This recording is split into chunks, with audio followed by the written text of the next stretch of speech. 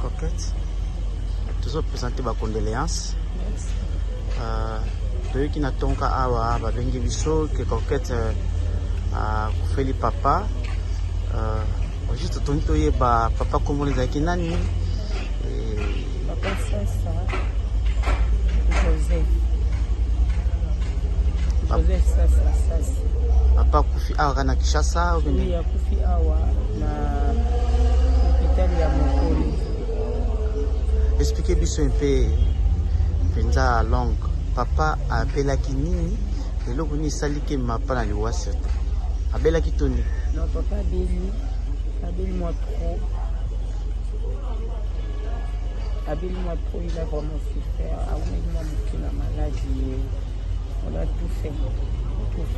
Donc, Dieu en a décidé autrement et voilà. Maladie papa Béli, tout ici, Zaki AVC. Ok. Après les AVC, il n'a pas de problème, il a souffert d'un cancer. Cancer? Ok. Il a souffert d'un cancer. Coquette, tu es un peu. Papa a botti combien? Yo sali quantien? Papa a botti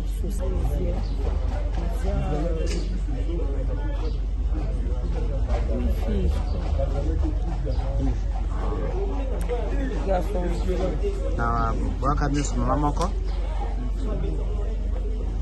Oh, nazomona azali na arrière plan na biso na nsima kuna alati maputa elongi ekokani prepre mama oyo kuna mama kufa ye aza nani?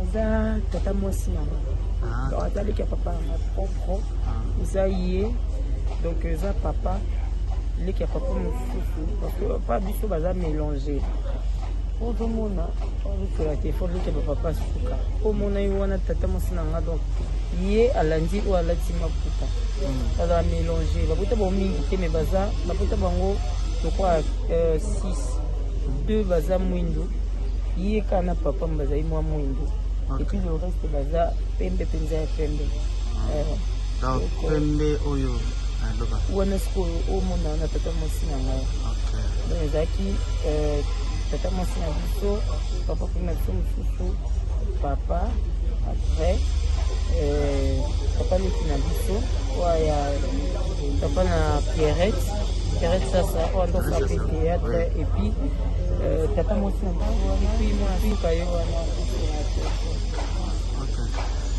bango na Kinshasa awa papa bango nyonso baa vivant papa na famille papa batikaki donc bazali na papa bango mibale sikokami batikali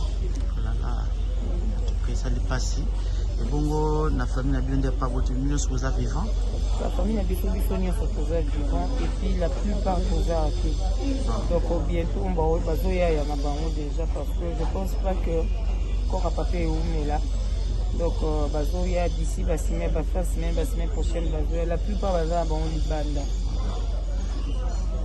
Coquette, tolingi toyeba awa toza na commune nini mpe adresse surtout toza na commune ya Mongabula na avenue bypass numéro 16 36 donc parce que bato baopenganga nazozwa vraiment batelefone te parce que bakokoka kozwa konote adresse soit kocontacte nga kaka na numéro nanga mwindu ye kaka na papa bazali mwa mwindu et puis le reste baza pembe mpenza ya pembe pembe oyo wana sikoyo omona wana tata mwasi na ngai donc ezalaki tata mwasi na biso papa mpe na biso mosusu papa après papa leki na biso oya papa na Pierrette sasa oyo ndoka mpe théâtre et puis tata mwasi na biso wana et puis mwana suka ye wana bango na Kinshasa awa papa bango nyonso baa vivant papa na famille papa batikaki donc bazali na papa bango mibale sikokami batikali esali mpasi ebongo na famille na bino nde pa boto nyonso boza vivant la famille na biso nyonso toza vivant et puis la plupart toza ate donc bientôt bazoyaya na bango déjà parce que je pense pas que kora papa eumela donc bazoya d'ici basemaine prochaine bazoya la plupart baza na bango libanda. Coquette, tolingi toyeba awa toza na commune nini mpe adresse surtout toza na commune ya Mongabula na avenue bypass numéro 16 36 donc parce que bato baopenganga nazozwa vraiment bango na Kinshasa awa papa bango nyonso baa vivant papa na famille papa batikaki donc bazali na papa bango mibale sikokami batikali esali mpasi ebongo na famille na bino nde pa boto nyonso boza vivant la famille na biso nyonso toza vivant et puis la plupart toza ate donc bientôt bazoyaya na bango déjà parce que je pense pas que kora papa eumela donc bazoya d'ici basemaine prochaine bazoya la plupart baza na bango libanda. Coquette, tolingi toyeba awa toza na commune nini mpe adresse surtout toza na commune ya Mongabula na avenue bypass numéro 16 36. Donc parce que bato baopenganga nazozwa vraiment batelefone te juste là soki bakokoka kozwa konote adresse soit kocontacte nga kaka na numéro na nga soit toza awa na matanga na papa avenue bypass numéro 16 36 na Monga Fula. Donc so outi lemba outi bamatonge banini oelinzela rond-point ngaba eza lokola deuxième arrêt après rond-point. Premier arrêt eza courant, deuxième arrêt eza armée. Donc so kiti na armée kokota na nzela okiteli te okama appelle na 4 heures. En tout cas j'ai pas voulu décrocher na ndoka déjà somo. Mon enfant ne m'appelle pas à 4 heures du matin na boyama na vite na chaka connexion na kota na mi to na rétablir connexion na continue na yokuta sango que papa à rendre l'âme.